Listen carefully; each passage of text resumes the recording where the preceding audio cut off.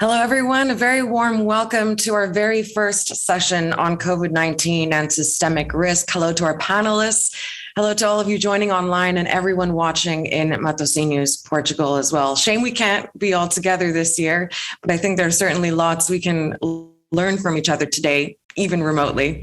My name is Sandra Gatman. I'm a journalist and presenter at Al Jazeera English. I'm based in Doha, and I host an online show called Start Here, where we explain complicated world news to a global audience, and hopefully we can do some of that today and kind of cut through it all. We're going to be talking about the various ways that this pandemic, now well into its second year, has exposed so much and truly changed the nature and scale of systemic risk. I will be introducing our panel a little later because to start us off, we have the pleasure of hearing some opening remarks from António Salles, Secretary of State at the Ministry of Health in Portugal, who's joining us on the podium in Portugal. The floor is yours. Muito bom dia a todas e a todos. A atual pandemia veio relembrar de forma clara e inequívoca que a população mundial está em risco permanente de enfrentar novas emergências de saúde pública, com consequências potencialmente devastadoras para a saúde, para a economia e para a sociedade. Esta não é a primeira vez que o mundo enfrenta ameaças deste género. Sabemos bem do efeito devastador da peste antonina há quase 2000 anos, da peste justiniana há cerca de 1500 anos, da peste negra no século XIV, da cólera no século XIX, da gripe pneumónica há mais de 100 anos. Mas enquanto doenças nossas velhas conhecidas ainda persistem, novas infecções continuam hoje a surgir. E é por isso da maior relevância e da maior oportunidade a realização desta sessão sobre Covid-19 e riscos sistémicos na Europa, na qual tenho a honra de participar no âmbito do Fórum Europeu para a Redução do Risco de Catástrofe. Esta foi, sem dúvida, a primeira pandemia que revelou verdadeiramente o efeito avassalador da globalização. Menos de 90 dias após a identificação desta nova doença, a infecção estava disseminada por dezenas de países em diversos continentes e a Organização Mundial de Saúde declarava-a como pandemia. Mas a pandemia Covid-19 é muito mais do que uma crise de saúde. Destaca-se pelo impacto profundo nas vidas humanas e nas sociedades em todo o mundo. A atual pandemia apresentou-nos desafios sem precedentes e provavelmente iremos lidar com as suas consequências nas próximas décadas. Ao contabilizarmos essas consequências, surge-nos uma grande preocupação. É bem possível que um conjunto de mudanças globais que ocorreram nas últimas décadas relacionadas com o nosso estilo de vida estejam a contribuir para que os fatores responsáveis pelo surgimento de doenças sejam mais prevalentes do que nunca. Falo-vos de fatores ecológicos, ambientais, tecnológicos, demográficos, como, por exemplo, o aumento exponencial de voos, o facto de termos mais pessoas a viver em áreas urbanas do que em áreas rurais, o aumento da população mundial, as alterações climáticas e outras. E, portanto, reduzir o risco e o impacto associado a este tipo de emergências e catástrofes é da maior importância e deverá ser uma das nossas prioridades mais prementes, nomeadamente em contexto de multirrisco.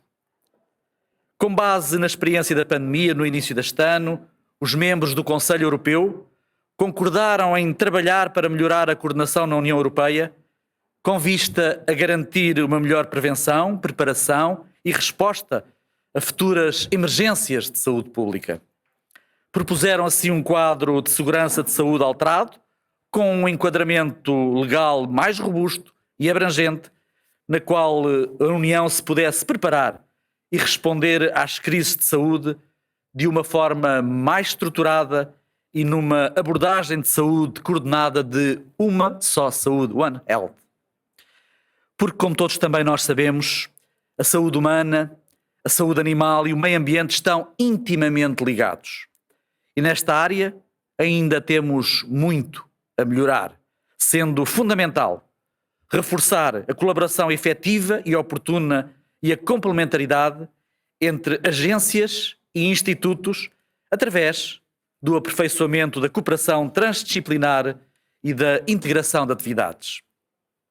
A colaboração multissetorial é ainda mais relevante e tem sido uma peça absolutamente central na preparação e resposta à pandemia Covid-19.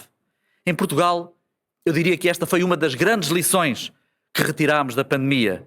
Foi, de facto, inexcedível a colaboração e articulação que existiu e ainda existe entre os diferentes autores, autarquias locais, proteção civil, autoridades de saúde, forças de segurança. Respondemos, de facto, a uma necessidade conjuntural e acabamos a fazer, muito provavelmente, uma reforma verdadeiramente estrutural que, por certo, perdurará. Precisamos, pois, de dar condições para que a colaboração multissetorial funcione efetivamente e precisamos também de uma comunicação forte, adequada, oportuna e integrada. Esta pandemia reforçou também a necessidade de termos uma rede de saúde pública eficaz e capaz de dar resposta aos mais exigentes desafios. A crise provocada pela Covid-19 colocou os sistemas dos Estados-membros sob uma pressão sem precedentes, exacerbando os desafios estruturais existentes relacionados com a eficácia, a acessibilidade e também a resiliência dos sistemas de saúde. E embora a pandemia ainda não tenha acabado, é hora de começar a fortalecer a saúde futura e a resiliência da nossa sociedade. Devemos todos preparar-nos para as próximas etapas, a fim de assegurar uma recuperação harmoniosa e estável em toda a União Europeia. Para isso contamos também com um mecanismo de recuperação e resiliência que nos permitirá criar mais condições para enfrentar e mitigar o impacto socioeconómico e na saúde da pandemia Covid-19. E é também uma oportunidade para os países investirem e reformarem os seus sistemas nacionais, contribuindo para a coesão social e económica a nível nacional, mas também a nível da União. Por isso, muito obrigado a todas e a todos. Votos de um excelente painel para todos. Muito obrigado. Muito obrigado, Antonio Salles, Secretary of State. Thank you so much for those opening remarks. It really was a powerful call to action to make addressing systemic risk not just an exercise in efficiency and better governance, but really a fundamental priority for all of us going forward. So with that, let me introduce our panel. Let's start with Dr. Dorrit Nitzan, who's joining us as Regional Emergency Director for the World Health Organization in Europe. Dr. Philip Ward, Head of the Global Water and Climate Risk Section of the Department of Water and Climate Risk at the Free University in Amsterdam. Professor Salman Zarqa, Israel's National Coronavirus Czar. Thank you, sir, for joining. Mr. Bruno Pozzi, Director of the Europe Office for the UN Environment Programme. And last but not least, Ms. Joke Schavelige, member of the European Committee of the Region. Thank you all very much for joining us.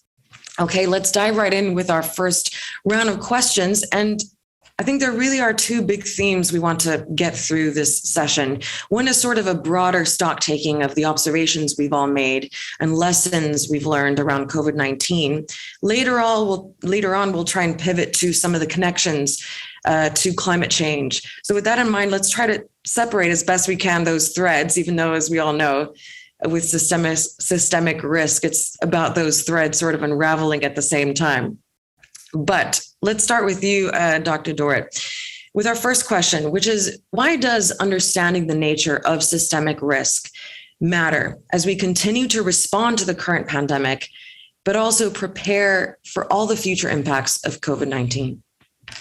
Thank you so much. And let me first start by thanking the invitation to the WHO European region to be part of this important event.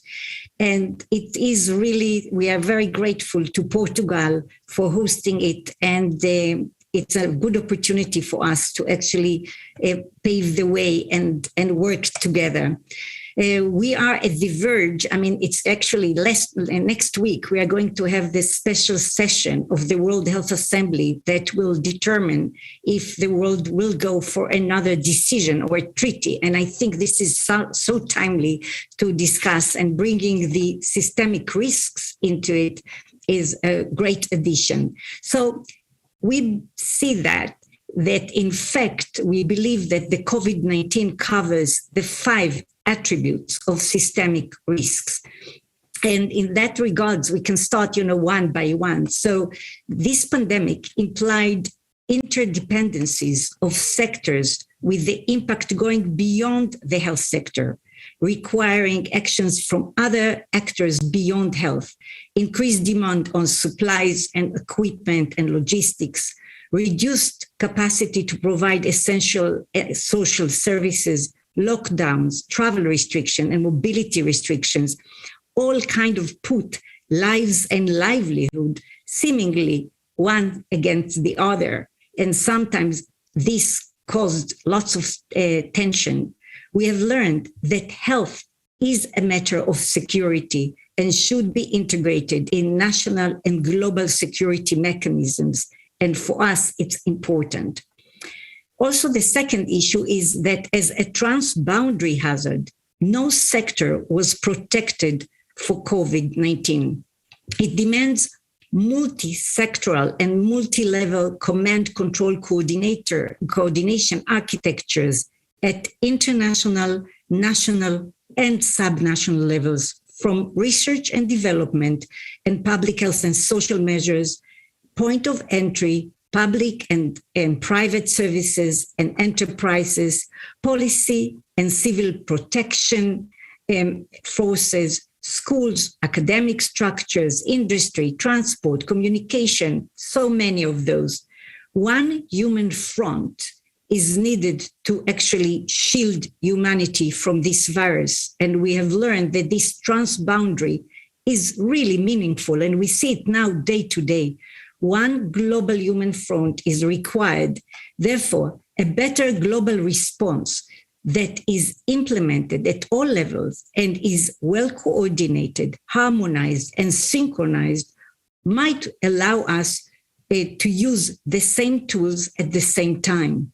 For this, global health leadership mandate should be guiding the policies and strategies. This might have better impact on global health.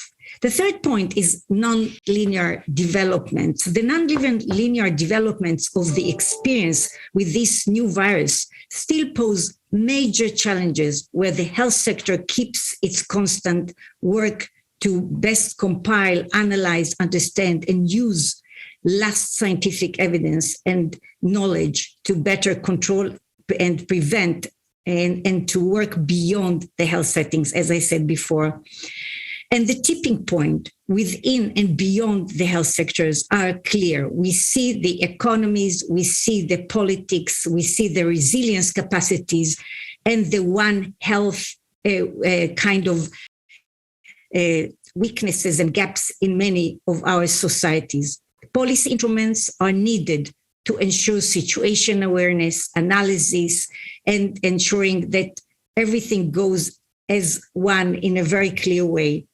So understanding the systemic risk of COVID-19 would enable governments, but also all of us, all stakeholders, to exchange experiences on successful practices and innovative approaches to prevent, reduce disaster risk, and manage future emergencies. Thank you.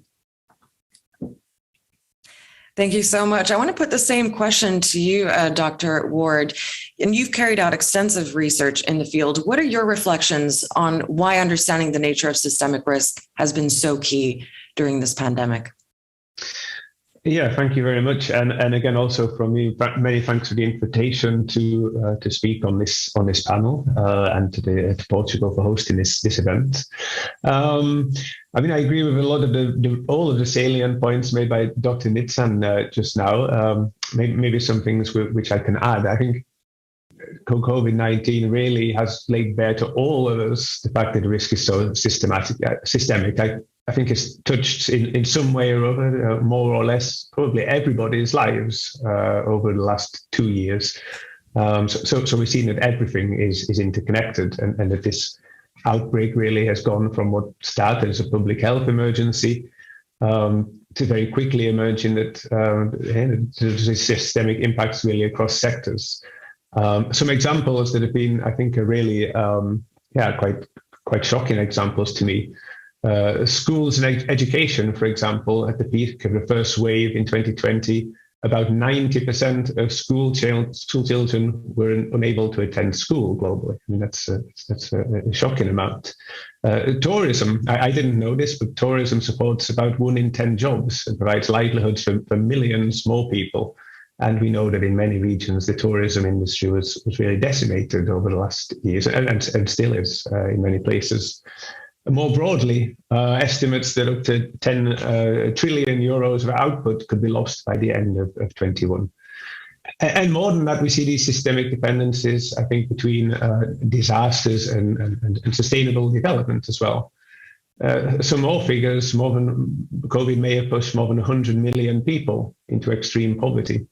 Gender-based violence support services have seen a 5-fold increase in demand. And so we really see these systemic risks across society, social, economic and environmental areas, showing that we really need to include health, the sector, ministers of health, etc., in this all health, all risk approach.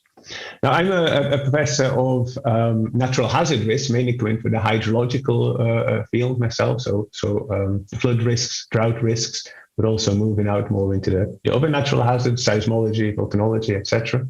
And so for me personally, also pandemics, epidemics were not something that I was looking into in my research until 1.5 years ago, when it became clear that, being somebody working on multi-natural hazards, we really have to take these pandemics, such as COVID-19, into account. So just a couple of examples from the natural hazards and pandemic interlinkages. In the Philippines in 2020, the super typhoon Goni struck, and 1 million people needed to be evacuated. There were really interactions here between the pandemic and the typhoon, because evacuating a million people into shelters, that of course brings new risks of transmission of diseases, for example. In Bihar, in India, the COVID-19 impacted flood risk management practices. So as the pandemic took hold, many workers who were building and strengthening dikes and levees had to leave the region and head home, meaning that dozens of repairs or embankments couldn't be carried out or came to a standstill, exacerbating flood risk. Extreme heat waves put a strain on health services in any year in many regions. During a pandemic, when hospitals, intensive care units are already under stress, this means that all of these things interact and make things even worse. So clearly, also from my perspective, coming more from the natural hazards like the hydrological or the earth science hazards, we're now completely aware that we need to move into this systemic realm. Thank you so much, Dr. Philip Ward. Professor Zarqa, let's move on to you. You've taken on the mantle of steering Israel through this, and more recently, you've been responding to a 4th wave of COVID-19. How has understanding systemic risk contributed to your experience in navigating this pandemic?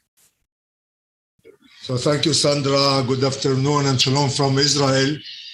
First of all, I would like to thank for the opportunity to take part in this important meeting. I hope that we all can get made back physically very soon. I would like to say a few words about the pandemic status of Israel.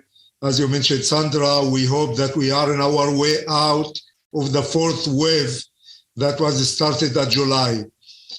The main weapon we used was the vaccines, especially our strategy, our government strategy was and is still to try to avoid lockdown as we succeed in this wave. 2 days ago, we started in collating ages 5 to 11, and we hope we would convince our kids and their parents to take the vaccine. And in addition to others that have to be inoculated by the booster, we could win this battle against the virus. I wish all of you to win your battles. It's a global issue, and no one can win just his own battles. All of us have to share and to do together in order to get out of this pandemic. I hope that after achieving these current goals, we still have to be ready, unfortunately, to the next waves. Really, the COVID-19 pandemic highlighted that emerging infectious disease not only carry direct threat to human health and life, but has far-reaching implications that involve the entire system. Nowadays, we all familiar with the unprecedented financial, social, and the different aspects of health implications. The pandemic unveiled multiple vulnerabilities in local, national, and global system, and the understanding of such systematic risk is really very important, both to minimize the negative impact of the next pandemic waves, as well as future pandemic and other emergencies. Of special note is the impact of the pandemic on the vulnerable populations, which is associated with systematic risk. This includes the privileged population, which now increasingly suffer from poverty and social insecurity due to the pandemic crisis, negative health effects which are associated with poor health infrastructure and reduced access to vaccine and to novel treatments. Recognizing the importance of mitigation, the impact of the pandemic on the vulnerable population, as lesson learned from the COVID-19 is really crucial in order to strengthen the systemic resilience as part of the current and the future preparedness. We really learned at our country that there is differences in health, in available treatment and available vaccination in the different part of the country. Although we have a very small, lovely country, there is differences between the center of Tel Aviv and the Negev and the north of Israel. We really learned by this pandemic that things have to be more available for this vulnerable population. Thank you. Thank you so much, Professor Zarqa. Well, I have to say, hearing all your contributions, it really paints a picture of enormous challenges ahead, right? So how do we move forward, and what steps can we take, particularly at the very top? What changes can we make so that institutions can better govern systemic risk? And I want to throw this over to Ms. Joka Shavliga. Thank you very much, and thank you for the invitation, and thank you to Portugal. I think it's good that the local and regional authorities can also give their views on this pandemic and risk management. Of course, we have to be better prepared at all levels of governance. And it is not a failure of one individual part, but of the entire system, I think. This has been clearly illustrated during this COVID-19 pandemic. The pandemic has reminded us how interconnected we are and the need for all levels of governance to work together. The COVID pandemic has shown us that we need to improve our understanding of how risk cascades across systems and sectors. Be it climate, health, migration, or food security, or other crises, we can tackle them only if we treat them as a whole system. And if we talk about the political setting in the EU, most of the legislation, strategic framework and structures are defined at EU or national level. But at the same time, it is the local and regional authorities that are usually in charge of disaster risk management, but also prevention measures and disaster response operations. They have also been at the forefront in efforts to face the pandemic and guarantee basic and health services. Also help protect jobs, playing their part in imposing limitations on individual freedom, for example. More importantly, they were often the first to act in anticipating of measures that followed from the national or European level. With this said, the COVID-19 pandemic has brought the quality and effectiveness of national disaster risk governance into focus. National disaster risk reduction strategies have a key role for better prevention and preparedness. However, developing a national strategy is not enough. Each strategic plan requires implementation and has to be operational. And therefore, governing system risk concerns all levels of governance, and also coordination between the different levels and stakeholders is crucial. Multi-level and cross-sector collaboration is key. Good national and local strategies for disaster risk management must be multi-sectoral, linking policies in areas such as land use, public health, education, agriculture, environmental protection, and climate change adaptation, but also energy, water resources, and so on. Regional and local authorities are key partners in the emergency phases, but they are also absolutely indispensable in rebuilding the economy and in implementing the ecological transition and social innovation. So no places and no people are left behind. I am the rapporteur of the recent CUR opinion on experiences and lessons learned by regions and cities during the COVID-19 crisis. And one important aspect that the local and regional authorities stressed was transparency. Transparency is fundamental in a crisis situation. Citizens need to know who is in charge of what. And in addition, good communication was emphasized. The language is not only a matter of words, but it is also the way people express and understand messages, cultural differences, for example, and opinions. The local and regional politicians also stressed the importance of cross-border cooperation. Cooperation is also required at international level. As we have learned, we will either emerge together from the health crisis or not at all. Common investments can be a lot more effective, as was clearly demonstrated in the area of health, when regions and countries took over patients across borders, for example. Furthermore, a common approach to knowledge gathering and research on all topics related to the pandemic. They would have provided major added values. So finally, in this crisis has revealed anything, it is the interdependence of all people on the planet and the importance of keeping a close eye on the real problems, with local and global efforts reinforcing each other. So thank you. Thank you so much. I want to throw it over to Bruno Pozzi, as someone looking at systemic risk and working at the EU level as well. What changes do you think need to happen at an institutional level?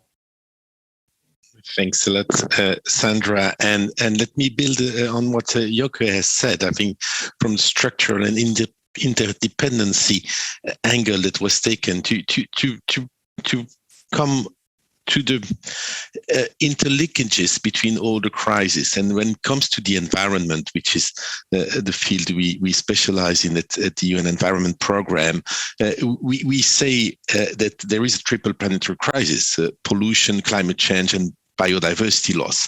And all these crises are interlinked and are part of the same basic issue, which is unsustainable patterns of consumption and production that basically are denying the interdependence that we have as human beings to the environment. And COVID definitely has shown as well that if we continue to disregard the value of nature, history will repeat itself, because there are hundreds of potential COVIDs waiting for us in nature.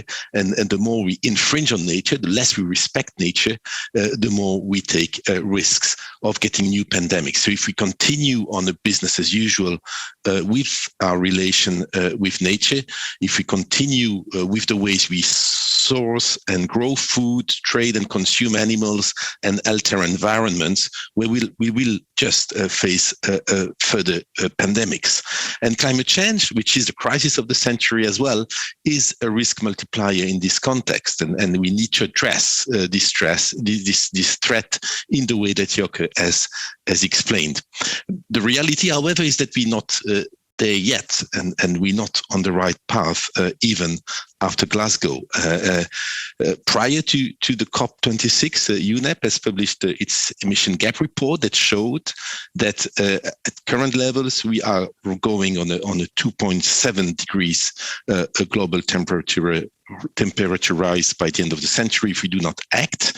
And it showed that in order to keep the global warming below 1.5 degrees, we need to urgently put additional policies and action, and these need to be taken at all levels of government and by all institutions. We need to halve annual greenhouse gas emissions in the next 8 years. That's a gigantic challenge, and it really needs to mobilize all action. And in order to do that, we need to decarbonize fast and furious, as we say. And of course, it has a cost, but the cost is far less than the one of inaction. And that's realization at all governments level that needs to come in as well to really tackle the challenge. On top of it, we can foster a more intelligent investment in nature. Nature is still our best supporter to speed decarbonization, and it does it much better, more efficiently than any man-made and still to be invented, by the way, solution. So this is how we look at this from UNEP's perspective, and how we want to push it in the multilateral world, but also trickling down to all levels of government. Thank you so much. I actually want to stick with you, Bruno, because we are going to pivot to climate change now. And I would love to know what lessons in particular, perhaps when it comes to knowledge sharing or funding or certain structural changes that you've observed in terms of taking steps towards preparedness and systemic risk resilience when it comes to observing what's happened after COVID-19 and applying that to preparing for the impacts, which we're already seeing, but the future impacts of climate change as well. Well, thanks.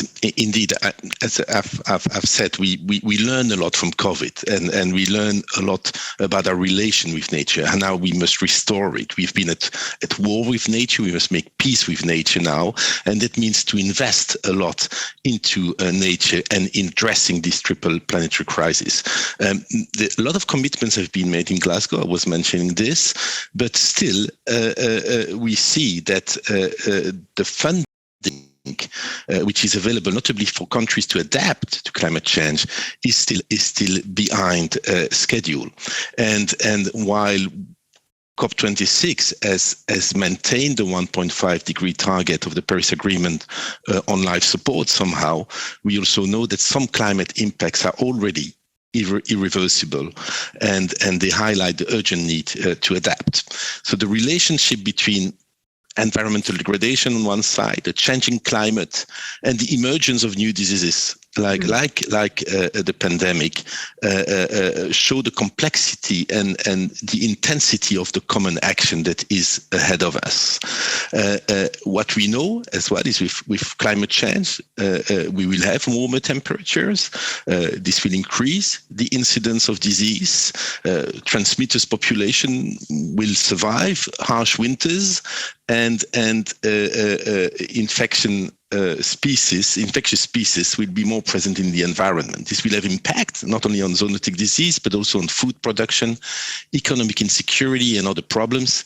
And we need to have an integrated system of data and disease surveillance to avoid these risks to become true. So the recovery of the pandemic, to come to this, is really the best opportunity to now mobilize finance to act on climate mitigation and adaptation, and also then to use the incredible fiscal spending and mobilization of public resources we see to a level that has never been seen before to recover from the pandemic, but also to tackle the climate change crisis so that we don't leave a fiscal burden to the next generation, but also solve at the same time the climate change crisis by building back better and investing in greener ways of producing and consuming.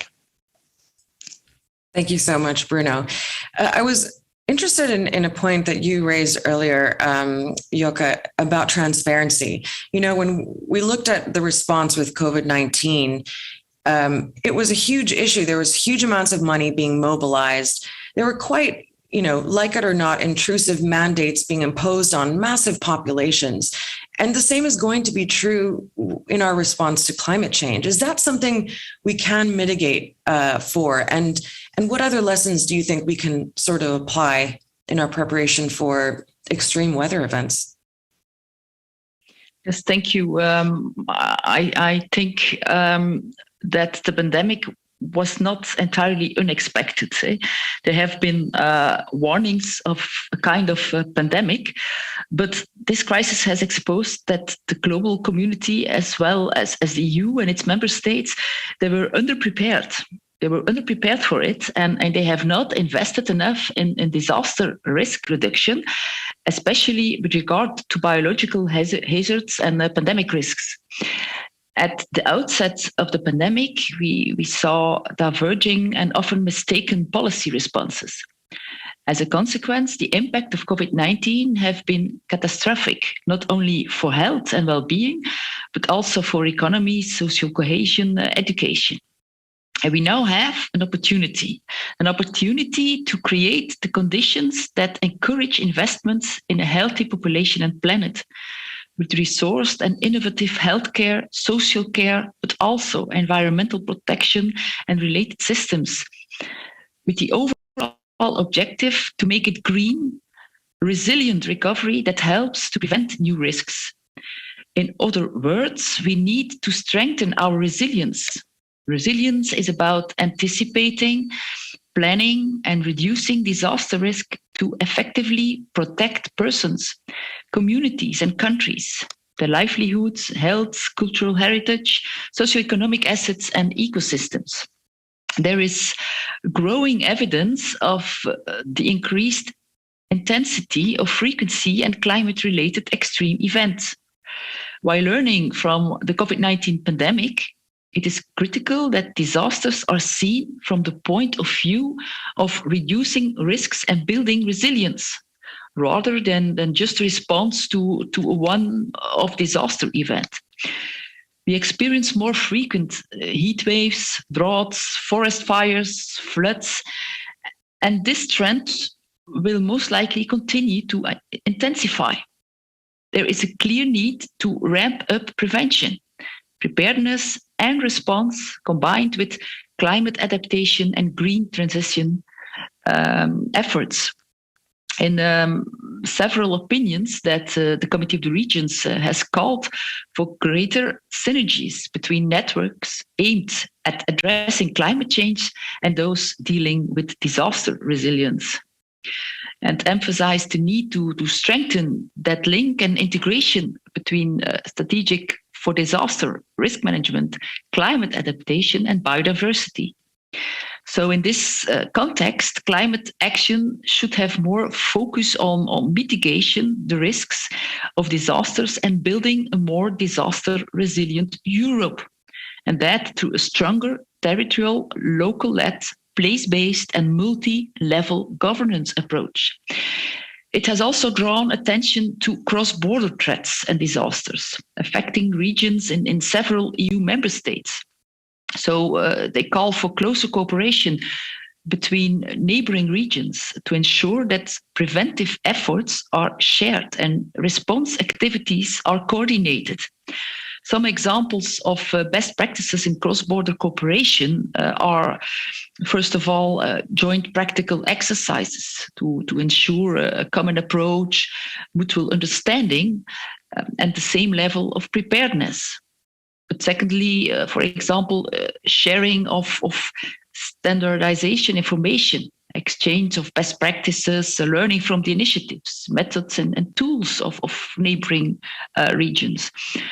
Or another example, joint awareness and education campaigns in high-risk cross-border areas with the participation, and that's very important, participation of various stakeholders. So we need a holistic approach to tackle the climate crisis with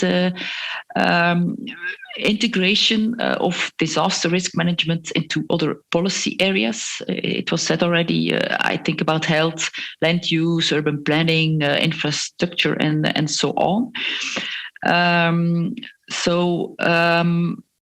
The European Green Deal is an example, I think, of Europe's efforts to adopt a holistic approach and to develop an overarching strategy.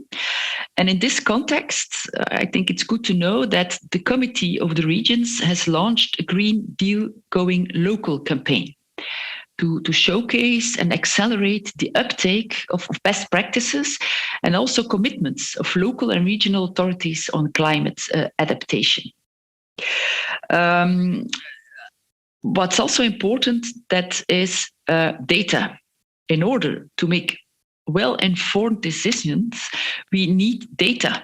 Especially in the early stage of the pandemic, the lack of information became very apparent. Sharing data between regions and member states that can help to tackle this challenge. So for that, of course, certain technologies and infrastructure data sharing platforms need to be put into place, and existing systems can be adapted. This applies to the health sector, but of course also valuable in the context of climate adaptation and mitigation measures.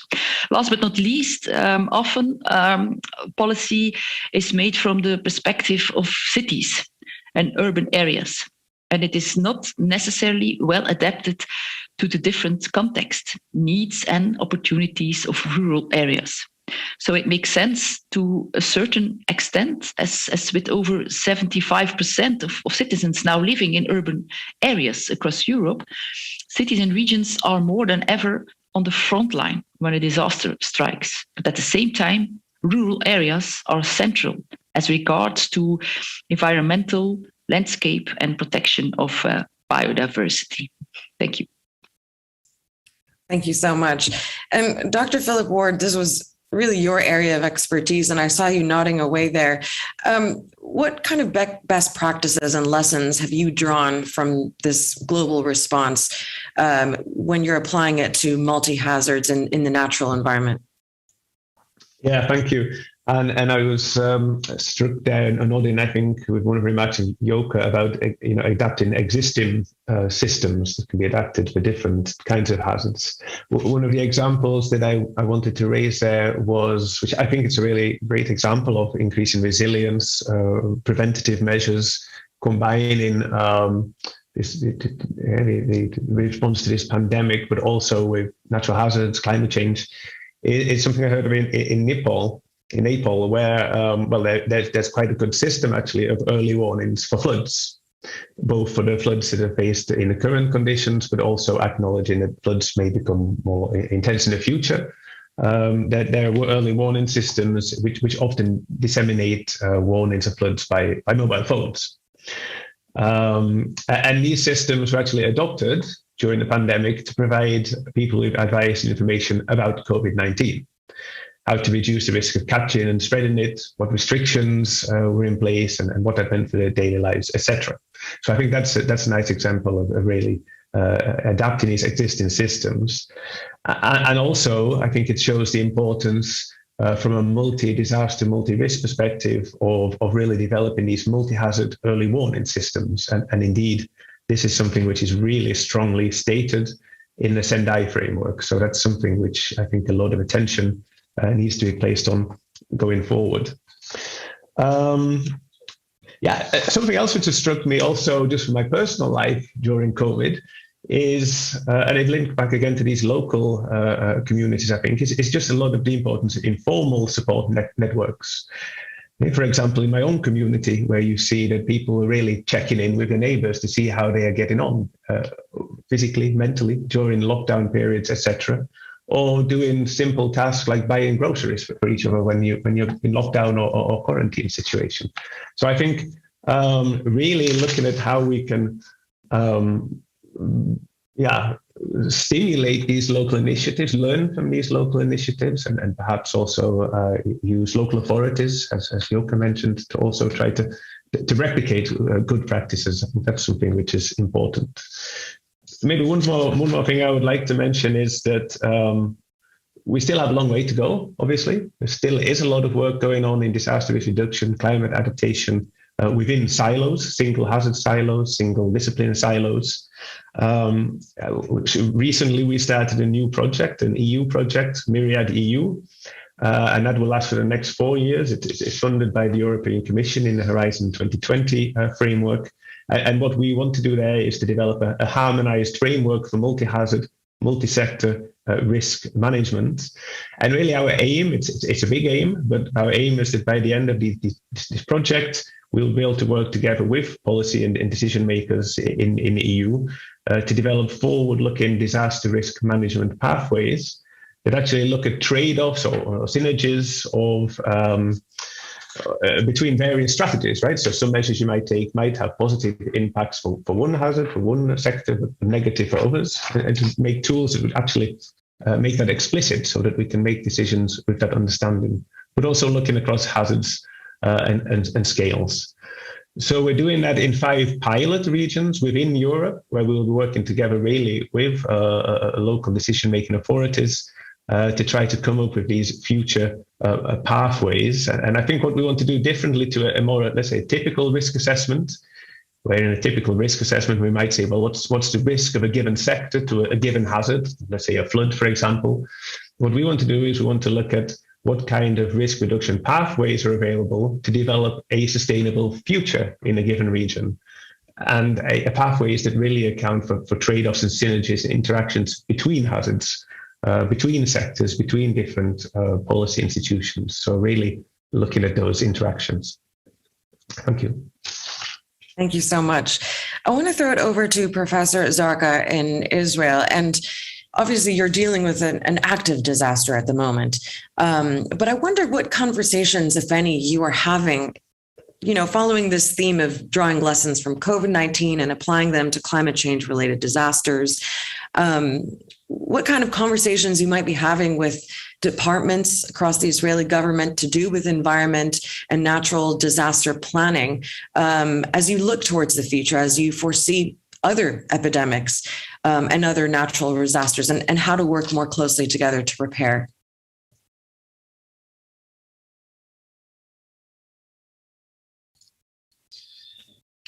I think there is many lessons that we learned from the pandemic. Israel suffered from security challenges all over the year. And for that issue, we are maybe more prepared for a crisis, but not the pandemic itself. With the pandemic, it seems that many lessons we have to learn about the interactions and the collaboration between the different sectors here in Israel, the different ministries. Mostly at the past, the major challenge were at the home front and at the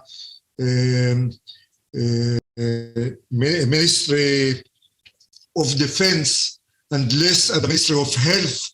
But the pandemic, we learned during the pandemic that there is a civilian sector, not just military sectors, that have to be prepared for the different challenges as well as the pandemic. And really, these days, the civilian wards, it's prepared better than before. As you mentioned, we have already 2 years of experience dealing with this pandemic. And during the time, we are having more expertise and more lessons that have to be learned in order to be in better situation from wave to wave. Unfortunately, we are counting waves. As I said, we are hoping that we are out of the 4th wave, but we still be prepared for the 5th one, as we all understand that we are connecting together all our globe, and we need to share lessons, knowledge, and everything in order to make it better, our life and our preparedness. I think the COVID-19 pandemic has focused that we have to share knowledge and to act together. As the virus do not recognize borders, I believe that climate change is very clear that do not stop at the borders. And when climate change causes a new emerging agent, as we have with the COVID-19, all of us, all of the world have to deal with it, and they will affect all of us. We must all internalize that the pandemic is still here, and it seems that we have to be ready for the next one with implementing all the lessons from the current one. Thank you.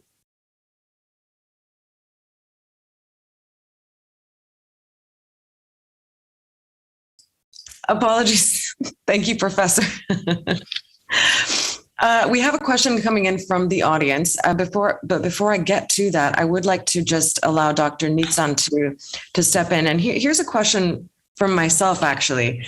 How far do we go when trying to mitigate systemic risks? Because as everyone's mentioned, we've seen severe and wide-ranging impacts on sectors we simply didn't foresee. Mental health, for instance, is a big one that I can think of, not just with regards to COVID-19, but also climate change-related anxieties and very real suffering caused by climate crises. So how far do we go? I think that we must really go as far as we can in the planning. And I liked what Yoke mentioned before, and also Philip and Bruno, of course, and Professor Zarka, because each of you put what really is at stake. We cannot take it lightly. We have a good opportunity here that the world is called to order. And I think we must march really fast together under a very strong global governance. I think that in many aspects, we have some of the tools. We have the international health regulations. We have the Sendai framework, but we need to glue it together and to put it under a stronger governance at all levels, and used to, as mentioned before, also get it from bottom up. We need the communities. We need to work with rural and urban areas. We need to work to listen, to learn to listen and build trust, and to work fast, because the environment is changing. And I'm talking about the physical environment that we are at is changing. We have no time to wait. The next generations will suffer. So for me, for us, for WHO, it's very clear. It's now, and no other option is at stake. Thank you. Thank you so much. I'm going to introduce this question from our audience, and anyone is feel free to chime in, so you can just unmute yourselves and go right ahead. Gordon asks, I would like to ask any of the panelists to give specific examples of how they will ensure safety and participation of people who are most impacted by pandemics. He means the most vulnerable. For example, people with disabilities. Anyone would like to answer that? Go ahead, Dr. Nisan. Yes, thank you very much for this question. And that actually links to the previous issue that I just raised. I think that when we plan for the whole of risk approach, I really like that. The whole of health risk approach and all of hazards. And when we look at it, we have to pay specific and special attention. That's what we have been doing to those who are vulnerable or need special attention. So we're talking of people with disabilities. We have been working with the people with disabilities all through the pandemic. We have been also trying to work with rural areas and not, also to mention the people in prisons and in other settings that need special care and special attention. So humanity as a whole, and we have been trying new tools and new behavioral insight tools. And we have a special unit that was established in our region for that, to learn and tailor our response to what is needed. And but we're doing it in a responding phase. It's better to do it much earlier. And I think this is our goal now. Thank you. Thank you so much. Go ahead, Joka. Yes, thank you. Very short. I think it's also important that the civil society, but all the stakeholders are involved in the risk management plans. So bottom up, they can participate and they can anticipate, and that we can hear what their needs are. And I think that's very important, that also those stakeholders are involved. Absolutely. Go ahead, Bruno. Thanks a lot. And I'm building a bit away, but I think this brings as well the dimension of leaving no one behind eventually. And I make a parallel between the COVID crisis and the climate crisis. I mean, the most vulnerable in society are always the most hit by this crisis, be it in developing world or in the developed world. And definitely when we address these crises, the adaptation, the mitigation measures that we're going to take when it comes to climate change and environment need to put these more disadvantaged people at the forefront, because not only are they a majority mostly, but also they will be the most affected, and that's the same with COVID. We see it with vaccination. The only answer is a global answer, and that's why a multilateral answer is key in this. Thank you so much. I've got another question coming in from Sebastian Penzini. He asks, what would be the very first measure to be taken by governments for improving coherent approach between DRR and health responsible ministries and agencies? So what could be the kind of first top-down approach to improve that kind of synergy? Does anyone have any ideas?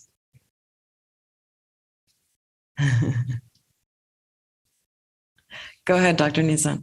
Yes, thank you. I'm jumping, even though I'm from WHO, but just I think it was going to pave the way to the others. And we do have that platform, that framework, and this is under the Sendai framework. And I think many of the governments, I know personally from also Israel and many other governments in the region, in Portugal, of course, they are working very well and across sector with the health and other sectors as needed for that. And we are trying to also work further in the new kind of vision that from the start, health has to be part of the national security and the global security. And many times I'm asked why and why do we need to bring those partners into the health? And it's just because we find very similar approaches when it comes to health emergencies. And we are even, a kind of list of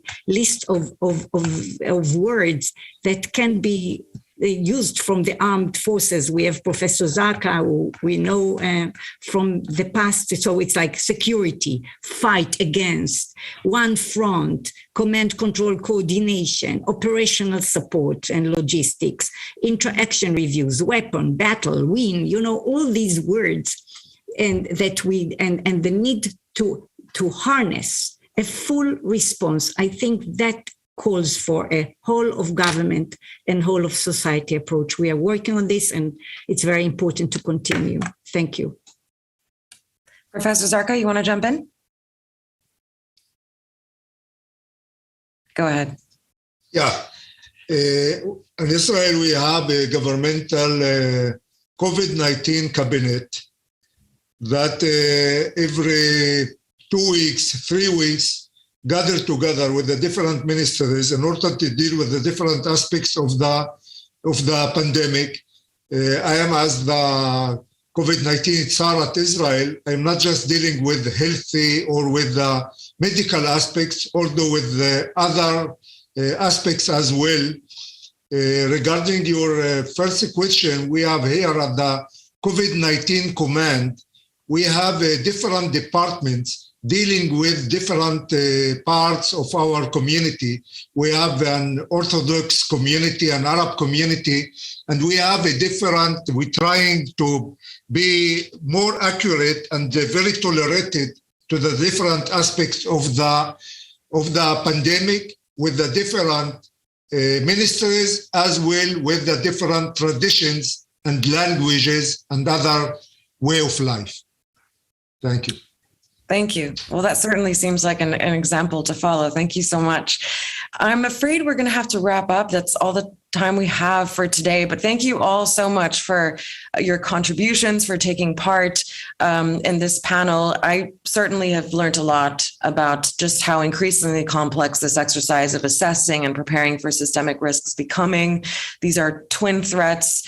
And it's sort of, in my mind, plugging one hole or one source of disaster, which has exposed another dozen. And to many of us regular people like myself, all the work you're doing to forecast and prepare for disasters of all kinds and protect particularly the vulnerable is hugely appreciated. So thank you. Thank you to Secretary of State Antonio Salas as well to his contribution. And of course, everyone watching and sending in questions. I hope you all enjoy the rest of the conference, virtually or otherwise. Thank you.